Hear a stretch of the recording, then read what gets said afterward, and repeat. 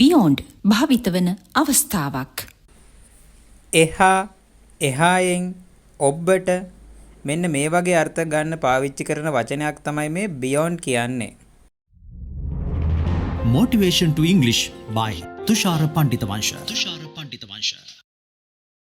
යම් කිසි තැනකින් එහා යම් කිසි ප්‍රදේශයකින් එහා එහෙමත් නැත්නම් යම් කිසි සීමාවකින් එහා කියන අර්ථ ගන්න මේ beyond කියන වචනය පාවිච්චි කරන්න පුළුවන්. මහරගමින් එහා beyond මහරගම, පාලමෙන් එහා beyond the bridge, මගේ රාජකාරියෙන් එහා beyond my duty, ඔයාගේ සීමාවෙන් එහා beyond your limit. දැන් අපි මේවා සම්පූර්ණ වාක්‍යවල යෙදෙන විදිහත් බලමු. There is a traffic jam beyond Maharagama. මහරගමෙන් එහාට traffic jam එකක් තියෙනවා. His house is beyond the bridge. එයාගේ ගේ තියෙන්නේ පාලමෙන් එහා. I did nothing beyond my duty. මම මගේ රාජකාරියෙන් එහාට කිසිම දෙයක් කළේ නැහැ. Don't go beyond your limit.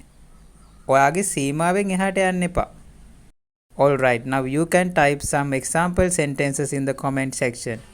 Good luck. තවත් මෙවැනි පාඩම් සඳහා motivation to English සමග එකතු වන්න.